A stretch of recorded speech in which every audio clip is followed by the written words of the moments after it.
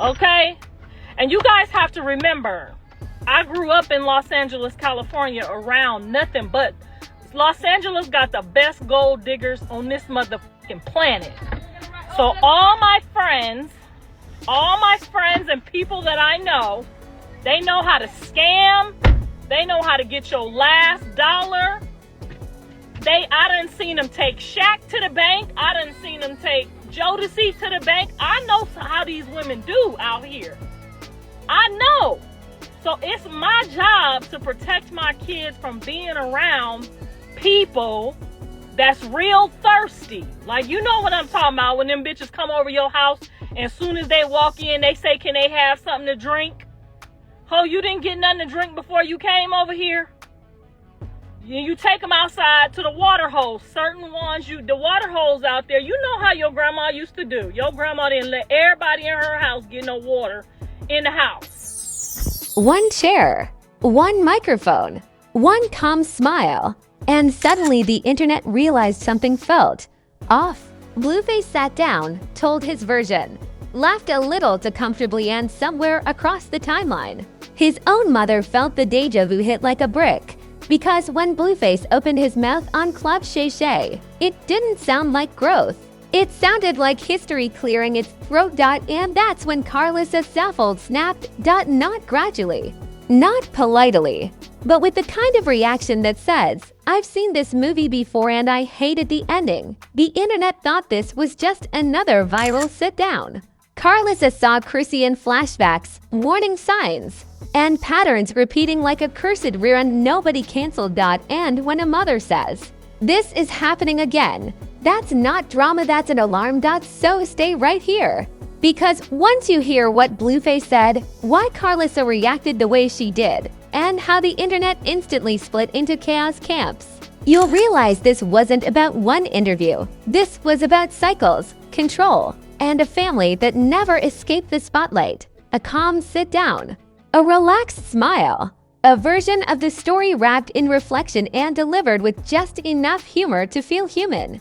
When Blueface took a seat on Club Shay Shay, the internet thought it was getting clarity. What it actually got was deja vu, because the moment he started really talking, something felt off. Not wrong in a loud way, wrong in a familiar way.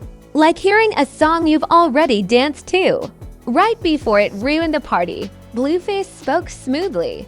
Too smoothly. He framed the chaos like something that happened around him, not because of him. He laughed where accountability should have sat. He explained where reflection should have lived.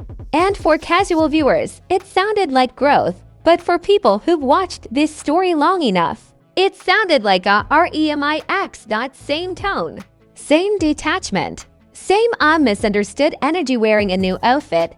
And while the internet debated whether this was maturity or manipulation, one person didn't hesitate. Karlissa Saffold watched the interview and something in her snapped into place. Because to a mother who's seen this play out in real time, this wasn't progress. This was a warning sign in HD. Karlissa didn't hear healing. She heard patterns. She heard the same deflection that once surrounded the most explosive chapter of Blueface's public life. The same framing that pushed responsibility outward and painted chaos as coincidence. And that's when she said the words that stopped the internet cold. This is Chrisean all over again. That wasn't shade. That was alarm, because Chrisean Rock isn't just a name in this story, she's a scar. A reminder of how fast things spiraled, how ugly it got, and how little accountability ever truly landed. And invoking her wasn't about reopening drama, it was about pointing at a cycle that never broke. Karlissa's reaction didn't come out of nowhere. It came from memory. From watching situations escalate the same way every time. From seeing calm interviews followed by loud consequences. From recognizing how narratives get polished for public consumption while real damage stays off camera. And when she spoke up, she didn't sound emotional, she sounded certain. That certainty shook people. Some fans immediately accused her of projecting, said she was overreacting, said she was undermining her own son's attempt at growth by dragging up old wounds. Others said the exact opposite. They said she was the only one brave enough to call it early. That parents recognize danger signs before anyone else. That hearing your child repeat old patterns doesn't feel like growth, it feels like watching history reload. And suddenly, the interview wasn't just an interview anymore. It became evidence. People replayed it, slowed it down, listened again. Lines that once sounded thoughtful started feeling rehearsed. Laughter felt misplaced. Calmness felt strategic. The question shifted. Not did Blueface explain himself well, but why does this sound so familiar? That's when the internet turned investigative. Old clips resurfaced. Past statements got replayed side by side with the new interview. People compared energy, wording, posture, everything. And the more they compared, the harder it was to ignore the resemblance. Karlissa's words echoed louder with every replay. This is Chrisean all over again. Because if you strip away the names, the platforms, and the context, the pattern stayed the same. Chaos framed as misunderstanding. Responsibility softened into storytelling. And the expectation that everyone else should move on because the speaker sounds calm. That's when tension took over the timeline. Some people felt uncomfortable not because Karlissa was wrong, but because she might be right. And nothing rattles the internet more than a truth that disrupts a good narrative. Others doubled down, insisting this was different. That Blueface had grown. That comparing past relationships to present interviews was unfair. But even they couldn't ignore one thing. If this really was growth, why did it trigger the same reaction? Karlissa didn't speak to be liked. She spoke to be heard. And whether people agreed or not, her reaction cracked the polished surface of the interview wide open. It turned a calm sit-down into a controversy. It reframed the conversation from redemption to repetition. By the end of this phase, the internet wasn't debating what Blueface said anymore. They were debating what he didn't say. And once that door opens, it never closes quietly. Because when a mother recognizes a pattern, and the audience starts to see it too, the story stops being entertainment. The internet did what it always does when a calm story cracks it, rewound everything. Clips got sliced thinner than deli meat.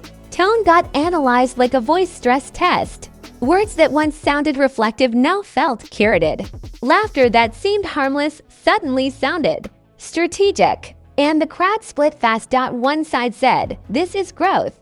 They praised the composure, the measured delivery, the clean sentences. They argued that maturity doesn't need tears or apologies, it needs perspective. To them, Blueface sounded like someone finally steering his own narrative instead of letting chaos drive. The other side, they weren't buying it. They said the calm felt rehearsed, that the clarity felt selective, that the whole thing sounded like a TED Talk titled "How to Explain Yourself Without Taking Responsibility." And once Karlissa's Saffold dropped the Chrisean comparison, those critics felt validated because invoking Chrisean rock wasn't random. That era was messy, loud, and emotionally expensive. People remember the whiplash, the interviews followed by explosions, the calm explanations followed by public chaos. So when Karlissa said, "I've seen this before," the internet didn't shrug. It leaned in, memes detonated. Side by side clips flooded timelines, old moments next to new soundbites. Captions read like verdicts. Same script, better lighting, different platform, identical energy. Someone joked the interview needed a disclaimer. Results may vary after the cameras turn off. Podcast hosts couldn't resist. They said they weren't touching it, then touched it for 40 minutes. Influencers posted cryptic prayers captions that somehow felt louder than accusations. Everyone danced around names, well, absolutely meaning names. And right in the middle of it all sat Club Shay Shay, a platform known for letting guests expose themselves by simply letting them talk. No ambush, no pressure, just space. Which made the scrutiny worse, because when you're given space and still avoid ownership, the absence becomes obvious. Fans replayed the interview and started asking different questions. Not what did he say, but what did he avoid? Where accountability should have landed, explanations hovered. Where responsibility should have rooted, narratives floated. The calm didn't feel earned, it felt insulated. Karlissa's reaction gained traction because it wasn't emotional chaos, it was pattern. Recognition and pattern recognition terrifies the internet because once a pattern is named, it's hard to unsee it. People began stitching timelines. They pulled old quotes. They remembered how often public calm preceded private turmoil. How often a polished interview was followed by loud consequences. The conclusion many reached wasn't flattering, but it was consistent. This wasn't about one interview. This was about cycles. The debate grew teeth. Some accused Karlissa of sabotaging her son. Said family should stay offline. That public warnings only fuel the fire. That if she had concerns, she should have handled them privately. Others fired back hard. They said private handling hadn't worked. That silence enabled repetition. That when the same story keeps ending the same way.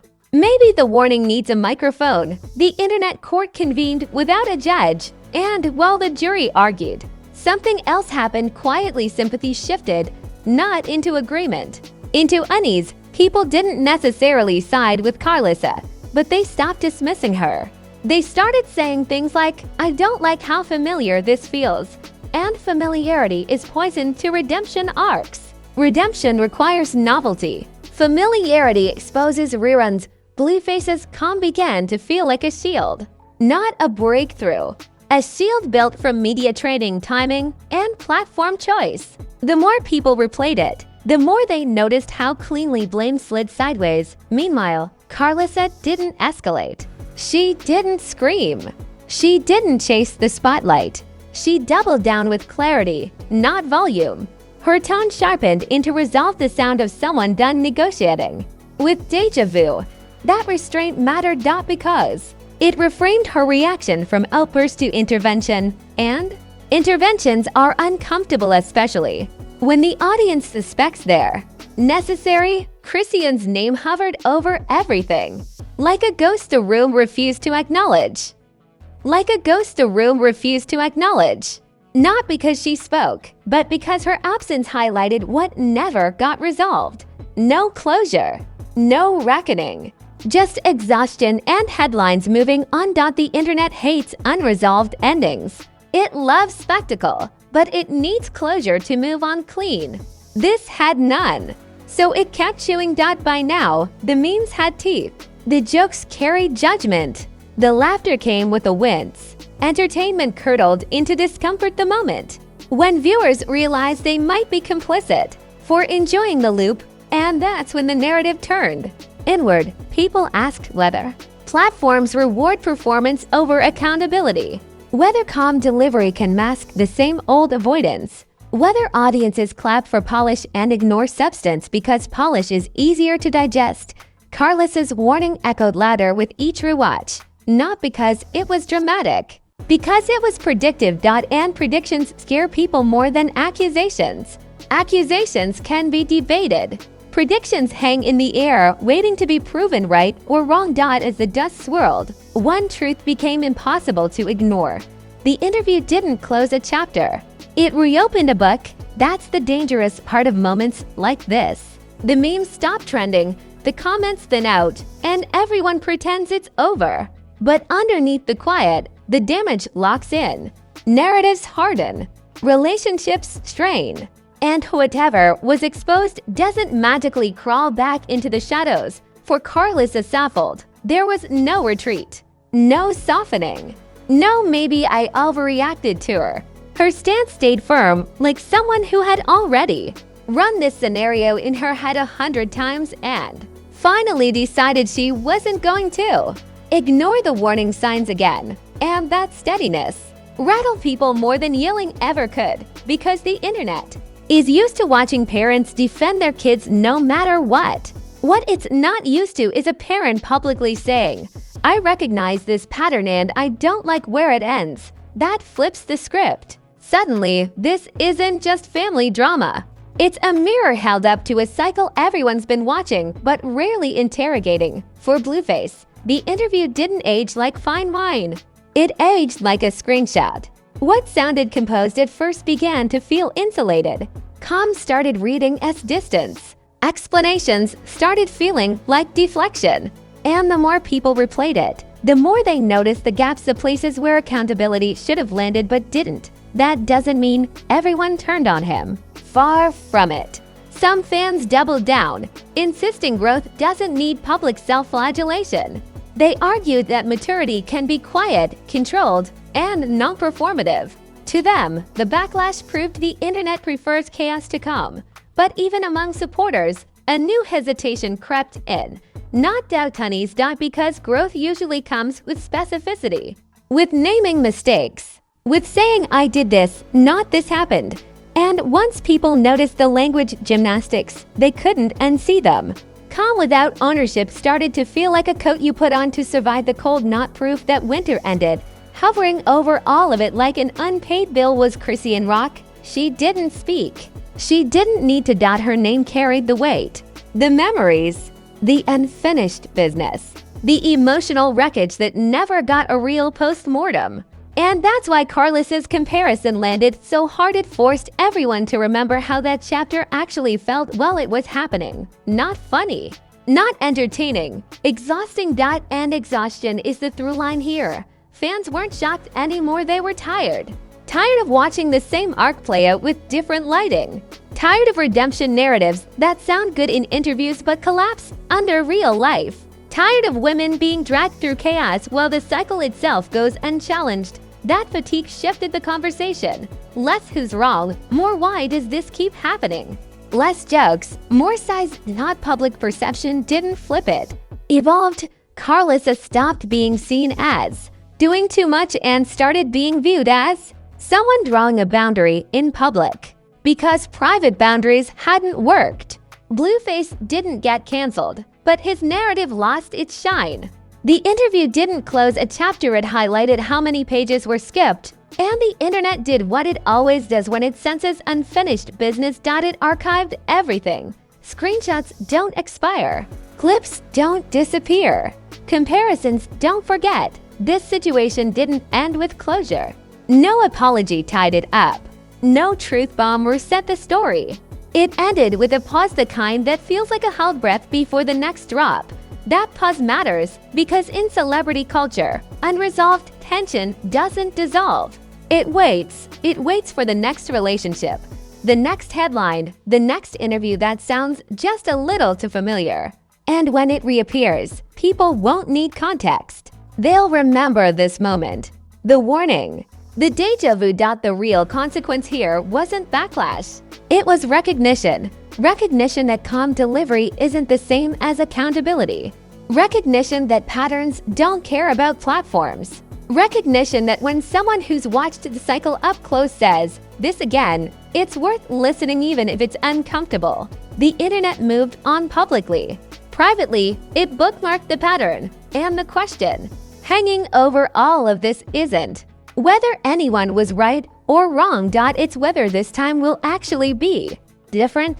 Because if history has taught the audience anything, it's this: when the calm sounds familiar and the warnings get ignored, the explosion never announces itself. Drop a comment right now and tell the truth you're thinking. Was Karlissa out of line? Or was she the only one brave enough to say what everyone else keeps dodging? Did Blueface actually show growth, or did he just repackage the same story with better lighting and a smoother tone? And be honest, does this feel like closure? Or does it feel like history stretching before it repeats itself? Smash that like button like it owes you back rent, late fees, and emotional compensation. Hit subscribe like you're locking in lifetime access to celebrity chaos, because these interviews don't end drama, they reload it. Turn on notifications so you're never late to the next meltdown, because in these streets, silence is never permanent. This channel doesn't do fairy tales. We don't fall for polished sound bites. We connect the dots when things feel familiar and call it out when patterns start screaming.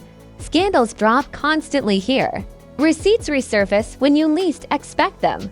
And calm interviews don't mean the storm is over. So stay locked in. Stay skeptical. Stay ready. Because when interviews turn into warning signs, family members start sounding alarms, and everyone else acts surprised when things explode. CLEBSYNC is always right here, sensing the patterns, reading between the lines, and calling the chaos before it goes viral. The chaos before it goes viral.